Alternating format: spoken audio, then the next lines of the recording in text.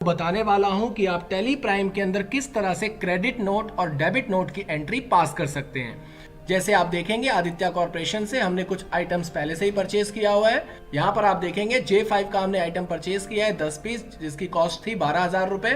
Total 1,20,000 रुपए का हमने ये आइटम परचेज किया है। उसके बाद S510 जो कि 10 पीस हमने परचेज किया है 15,000 रुपए के हिसाब से, तो 1.5 लाख रुपए का हमने ये परचेज किया है। टोटल इनको इंक्लूड करेंगे तो 2,70,000 रुपए का हमने आइटम परचेज किया है, जिसके ऊपर आपका CGST और SGST लगा है। टोटल जो अमाउंट बनता है वो 3,18,600 रुपए का हमने गुड्स को परचेज किया है। परचेज करने के बाद अब हमने किया क्या, उसी आइटम में से हमने कुछ आइटम्स यानी 5-5 पीस कमल इंडस्ट्रीज को सेल कर दिया।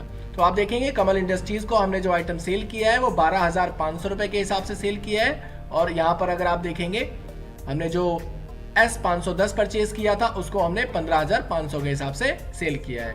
तो टोटल जो हमारी सेल है वो 1,65,200 रुपए की हमने टोटल सेल की है IGST में। अब मान लीजिए कि कमल इंडस्ट्रीज ने हमारे जो आइटम्स हमसे परचेज किया था उसमें से एक पीस उसने रिटर्न कर दिया। हो सकता है उस आइटम के अंदर कोई खराबी हो, तो अब इसकी रिटर्न की एंट्री हम कैसे पास करेंगे, इसका मैं पहले आपको इनवॉइस दिखा देता हूँ। आप देखेंगे यहाँ पर इसका जो इनवॉइस है वो हम सेल कर चुके हैं। यहाँ पर आप देखेंगे हमने ये आइटम सेल कर दिया है 5-5 पीस। किसको सेल किया है? कमल इंडस्ट्रीज को सेल किया है। तो अब हम इस आइटम को रिटर्न लेंगे, तो रिटर्न की एंट्री हम किस तरह से पास करते हैं मैं आपको वो बता देता हूँ। उसके लिए आप स्कैप करके पीछे आ जाइए। पीछे आने के बाद आपको जाना होगा सीधे वाउचर्स के अंदर। वाउचर्स के अंदर जाने के बाद आप अपने कीबोर्ड से प्रेस कर सकते हैं F10 प्रेस करने के बाद आप देखेंगे आपके सामने एक ऑप्शन आएगा क्रेडिट नोट का। तो क्रेडिट नोट की शॉर्टकट की आप Alt F6 भी यूज कर सकते हैं। अब यहाँ पर सीधे क्लिक करिए। क्लिक करने के बाद आप देखेंगे क्रेडिट नोट का वाउचर आपके सामने ओपन हो गया और यहाँ पर आप अपनी पार्टी का नेम लेंगे जिससे आप गुड्स को रिटर्न ले रहे हैं। तो हमने ले लिया कमल इंडस्ट्रीज को और यहाँ पर आपको सिंपल एंटर करके इसको सेव कर देना है। सेव करने के बाद आपको यहाँ भी एंटर करके सेव कर देना है। सेव करने के बाद यहाँ पर आपको सेल लेना है और जिस आइटम को आप रिटर्न ले रहे हैं आपको उस आइटम को यहाँ पे सिलेक्ट करना है। तो मान लीजिए मैं आपका एक आइटम है J5 वो रिटर्न ले रहा हूँ। कितने पीस रिटर्न ले रहा हूँ? सिंगल एक पीस रिटर्न ले रहा हूँ। कितने का रेट था? 12,500 का रेट था। तो हमने इसको रिटर्न ले लिया। इसके बाद हम दूसरा आइटम ले लेते हैं कि दूसरा आइटम हमारा कौन सा रिटर्न आ रहा है। तो S510 है जिसका क्वांटिटी कितनी है, तो एक पीस रिटर्न आ रही है। इसकी कॉस्ट कितनी थी? 15,500 थी। तो ये भी हमने रिटर्न ले लिया। रिटर्न लेने के बाद इसके ऊपर जो टैक्सेशन लगा था वो भी रिटर्न हो जाएगा। तो यहाँ पर जाएंगे हम सीधे IGST सिलेक्ट करेंगे। IGST सिलेक्ट करने के बाद आप देखेंगे यहाँ पर इसकी IGST कॉस्ट आ गई 5,040 रुपए। तो ये भी रिटर्न हो गया। तो यानी टोटल जो अमाउंट था वो 33,040 रुपए का हमारा अमाउंट रिटर्न हो गया। हम इसकी एंट्री को कर देते हैं यहाँ से पास। यहाँ पर आपको नो रखना है प्रोवाइड GST डिटेल के अंदर और यहाँ पर आपको सिंगल एंटर करके सेव कर देना है।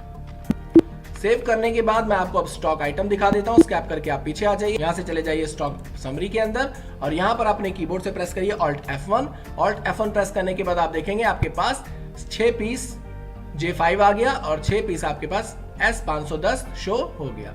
अब मान लीजिए ये जो एक पीस हमारे पास रिटर्न आया है, अब इस रिटर्न को हम आगे फॉरवर्ड कर देंगे। यानी कि जो हमारे पास रिटर्न आया है उस आइटम के अंदर कोई प्रॉब्लम है, कोई खराबी है, तो हमने जिससे ये गुड्स को परचेज किया था हम उसको ये गुड्स रिटर्न कर देंगे। तो हम उसको कैसे रिटर्न करेंगे ये मैं आपको करके दिखाता हूं। उसके लिए स्कैप करके आप पीछे आएंगे, यहाँ से वाउचर्स के अंदर जाएंगे और यहाँ से अब हमें यूज करना होगा डेबिट नोट। तो डेबिट नोट के लिए सेम उसी तरीके से आप F10 दबाइए। F10 दबाने के बाद आप देखेंगे डेबिट नोट की जो शॉर्टकट की है वो है Alt F5। यहाँ से आप डेबिट नोट को सिलेक्ट कर सकते हैं या फिर Alt F5 का यूज कर सकते हैं। हमने जिस पार्टी से गुड्स को परचेज किया था हम उस पार्टी को यहाँ पे सिलेक्ट कर लेंगे। तो हमारा आदित्य कॉर्पोरेशन था जिससे हमने गुड्स को परचेज किया था। इसके बाद यहाँ पर आप कंट्रोल A करके सेव कर देंगे। यहाँ पर परचेज ले लेंगे।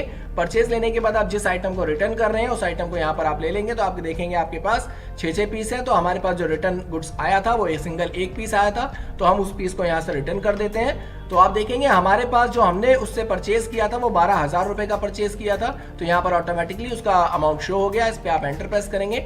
इसके बाद आप नीचे आ जाएंगे, आप दूसरा आइटम ले लेंगे। दूसरा आइटम लेने के बाद यहाँ पर भी आपको एंटर प्रेस करना है और यहाँ पर आपकी क्वांटिटी दे देनी है, कितने पीस आप इसका रिटर्न कर रहे हो। तो इसके बाद यहाँ पर भी एंटर करके आप नीचे आ जाएंगे। नीचे आने के बाद आपको इसके नीचे आना है और यहाँ पर आपको यूज करना है टैक्सेशन।